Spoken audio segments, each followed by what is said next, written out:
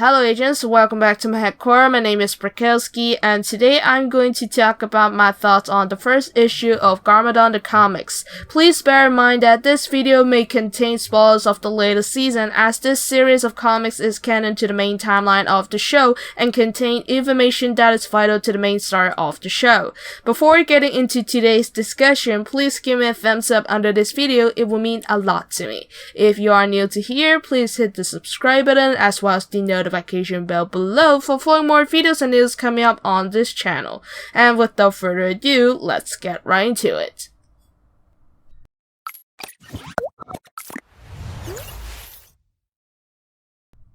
So the Garmadon comic series is said to be happened after the events of March of the Oni, and it revolves around the character Garmadon and answers some of the controversial topics about him, what he will do, whether he lost his powers, whether he turned good, and so on. In the first issue, Garmadon wandered around after waking up from a nightmare that he fought another version of himself. I think this is made to explain the change of him, the reason of him not only changing his appearance but also the personality and the properties of him in the show. I think it's a good way to include the roles or the properties of him in the prologues. It further introduces what kind of person he is to the new readers or new fans of the show. After all, Garmadon is a character with a complex story that cannot be illustrated with a couple of pictures or descriptions.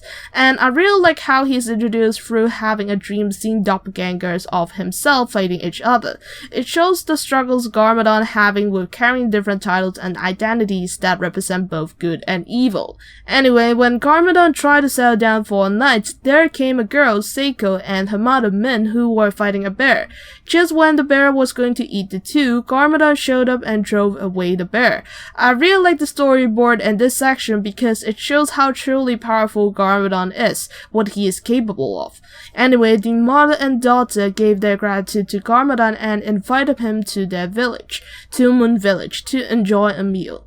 In Two Moon Village, some villagers were preparing for the Red Crow's order of Two Moon tea and they were one barrel short. The villagers sort of had a fight and Min returned with some Two Moon tea. After the three settled down, Garmadon drank some Two Moon tea and he somehow got powered up. I think the Two Moon tea is going to be something vital in Crystallized this season because considering the Overlord is returning with greater power, the ninja must do something to boost up their power as well, to defeat the Overlord. And I think this tea is going to be something they use to boost their power. Thus, I think this is why the writers of the comics set the series to be happened in between March of the Oni and Crystallized.